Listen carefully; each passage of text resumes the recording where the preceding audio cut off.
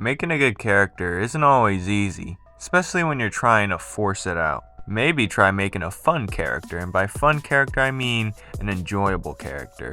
A character with a strong personality. An easily definable character based off his traits. And one who expresses his traits more often than not. He doesn't have to be happy or super angry or bouncing around all the time to expose his traits.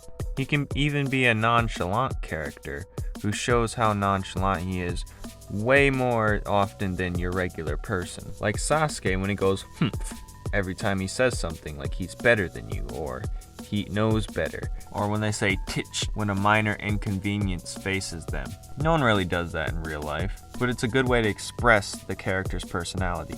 And I like to give my characters certain quotes or certain phrases they may say more than once to show their personality. Like each character sheet I draw, there's a certain quote or something he might say that represents his personality. And doing things like this can determine how they interact with the rest of their environment or with other characters. So character quips and phrases always help me. In fact, I carry a huge long list of character quips and phrases of each and one of my characters. But another good way to draw a good character design is just draw them in multiple outfits. You don't know what's going to work on him until he starts trying them on. This outfit right here for this character sheet it's something similar to what he might wear, but it's a little bit different. It's more perfected, but it's still a different outfit nonetheless. And I'd say he went through at least 5 to 6 outfits before I found the perfect one, which was recently actually. And the personality I chose for him, which is that coolish demeanor, it's what helped me pick the outfit for him as well.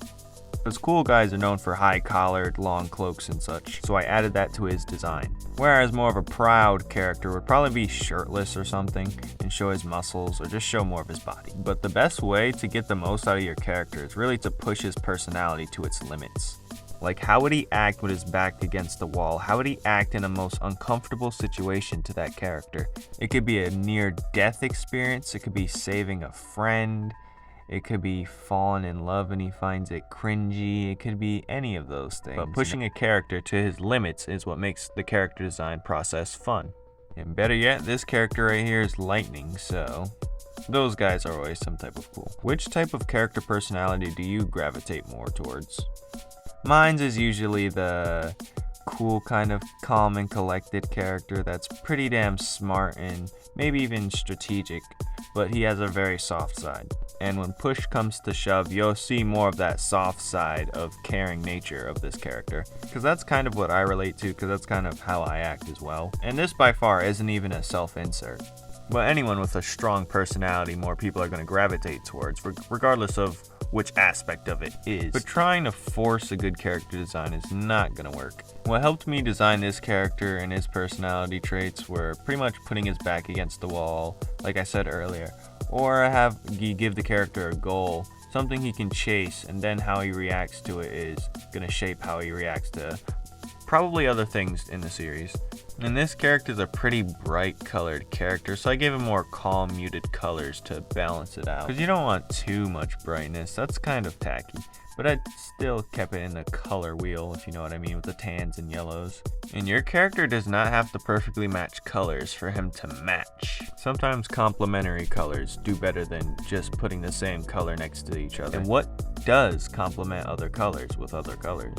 Well, that's up to you. If you think it looks good, most likely other people will think it looks good as well. But I'd say you don't want too many bright colors next to each other, because it'd be a bit excessive. There's always a middle ground for something. Like if your character is very bright, the best way to balance him out is to give him very dark clothes. Now if your character is very dark and moody, it'd be cooler to give him some bright clothes. It depends what you're going for in your character. Most likely giving him dark clothes always work for every character. Let's be honest here. Most people like to give their character the Kirito from Sword Art Online look. But if you really want your character to stick out, give him a color that's not really used.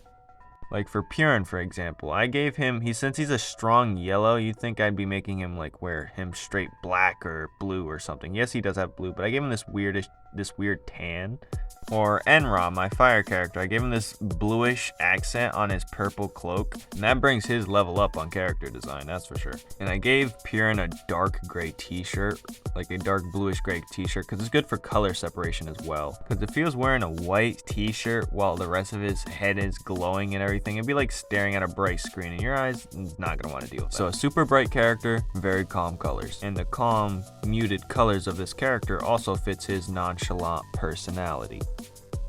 And sometimes, to be safe, if you're not sure what color to add to your character, give him some earthy tones or some pastel colors and go from there. And yep, this is Purin from my series, Newman's Law.